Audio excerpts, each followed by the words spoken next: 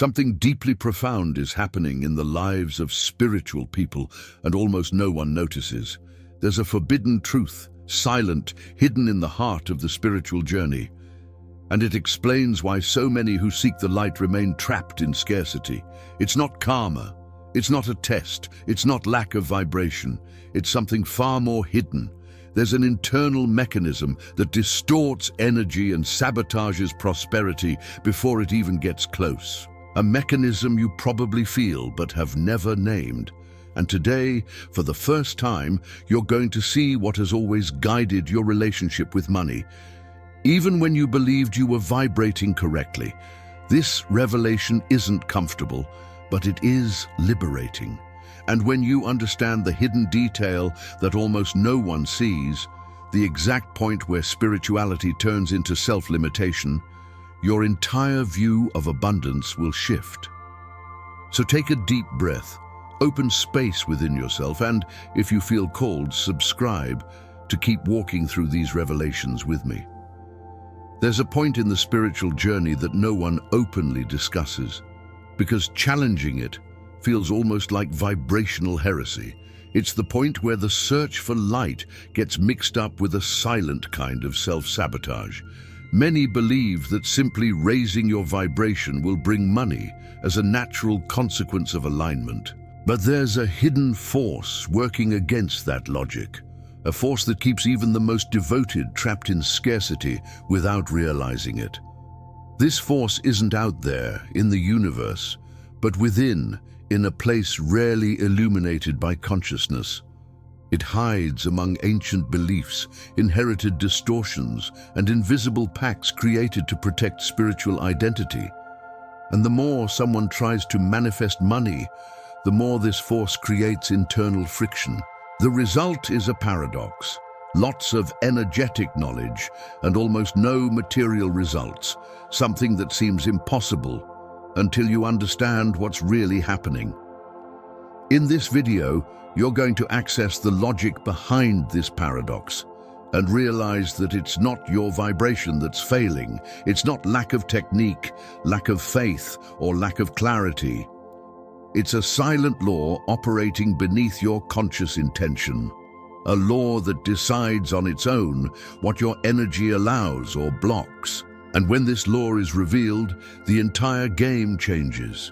You're going to discover why so many spiritual people keep attracting the same cycle: hope, attempt, blockage, justification. You'll understand why the practices that should set you free end up keeping you stuck at the same vibration as before.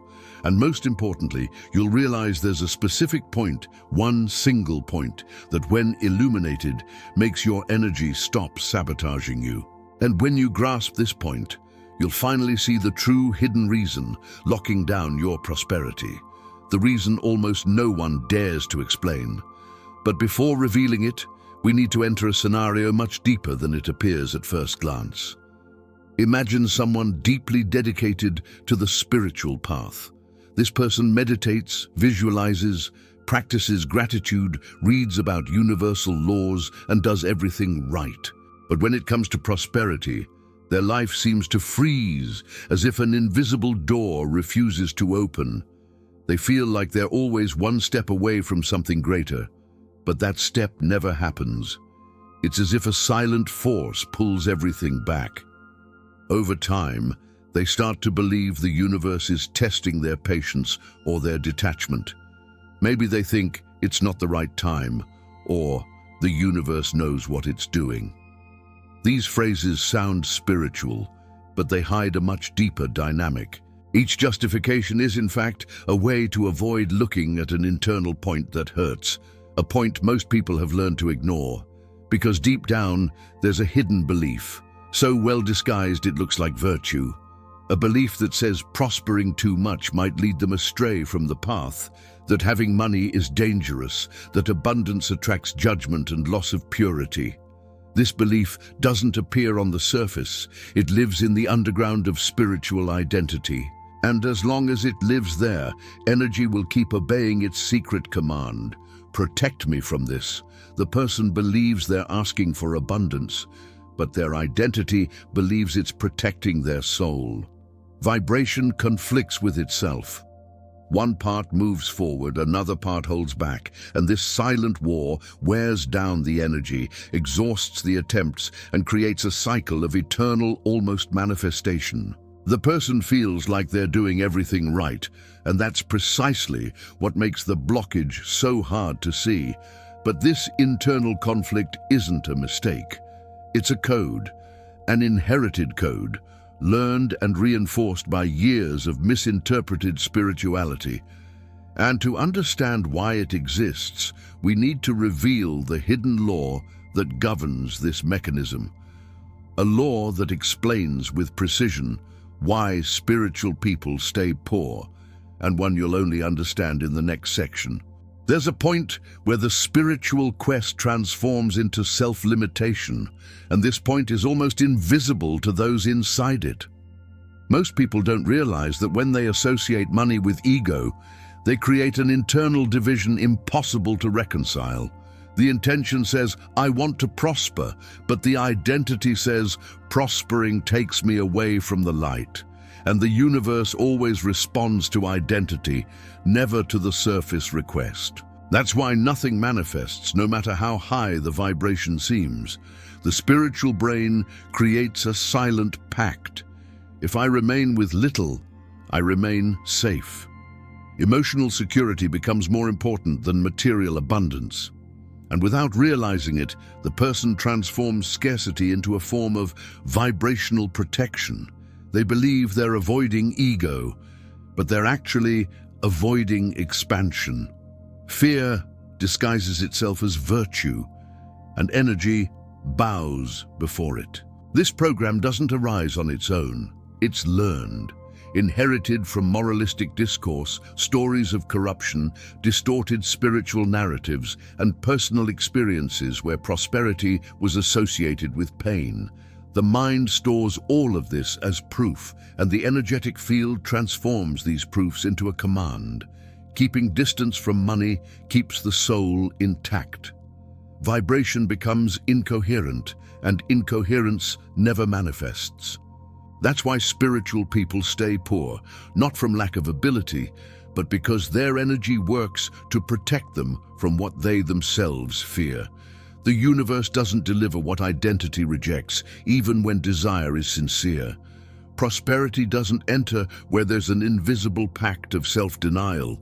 The key is to illuminate this pact, bring it to consciousness, dismantle the code that sustains it. But revealing the pact isn't enough. You need to break the logic that created this mechanism, and that requires a specific type of internal movement, simple yet profoundly transformative. A movement we'll build together in the next section. Every energetic transformation begins with a simple act, looking within without trying to fix anything immediately. It's in this disarmed gaze that identity reveals its secret pacts. Asking what part of me believes that being poor makes me more spiritual opens a luminous crack inside the mind. This question doesn't demand a logical answer, it demands vibrational honesty. Because truth doesn't appear in the mind, it appears in sensation. When you ask this question, something inside moves. A slight contraction, a discomfort, a distant memory, an old judgment. These signals are doorways. They're fragments of identity trying to maintain the current pattern. Instead of fighting them, just observe.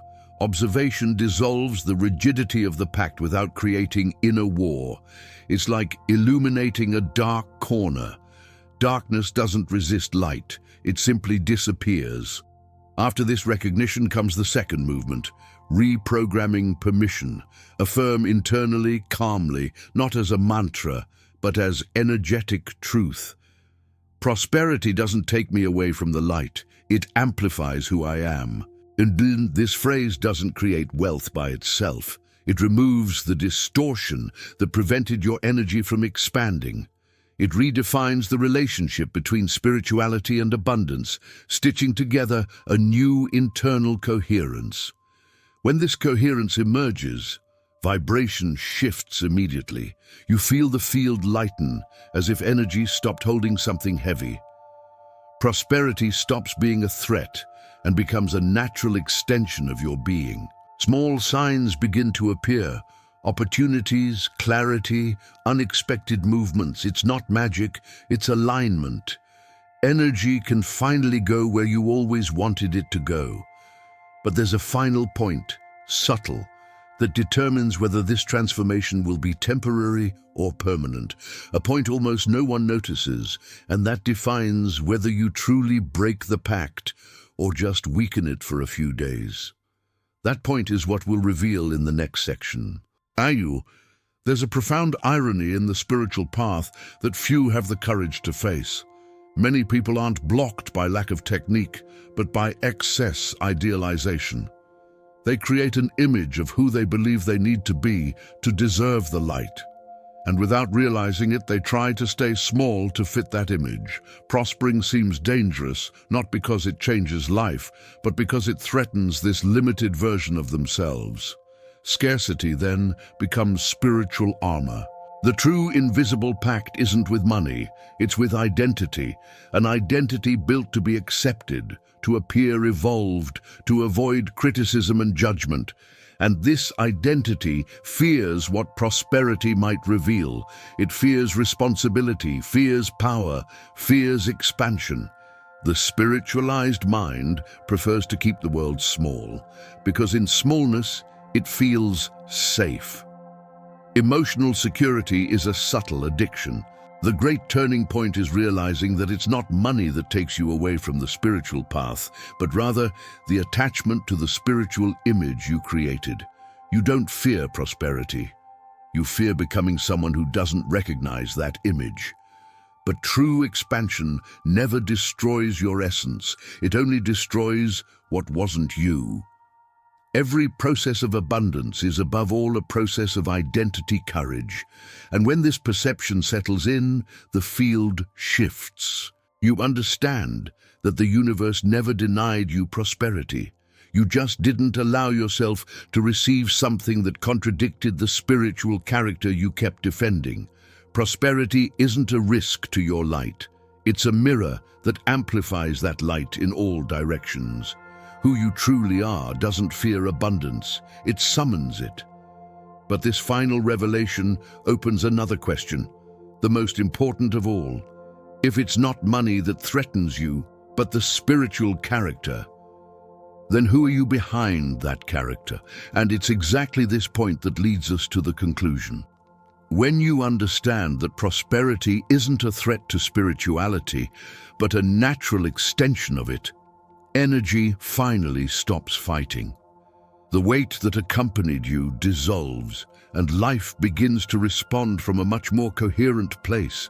You stop seeking abundance and start allowing it to reveal itself. The revelation you received today isn't just conceptual, it reorganizes how your identity converses with the universe. Every time you choose expansion instead of protection, your vibration changes trajectory. And it's in this shift that new opportunities find space to exist. It's as if reality were, for the first time, authorized to reach you. And perhaps the most important detail is this: your spirituality was never small, but the image you created about it was. When that image falls, you find a self that doesn't fear prosperity, doesn't fear the light, and doesn't fear growing. It's this self that the universe always wanted to respond to. If this video touched you, leave your comment, like, subscribe, and turn on notifications. This isn't just support, it's an act of energetic presence in this journey. The universe isn't just watching you, it's responding to who you become.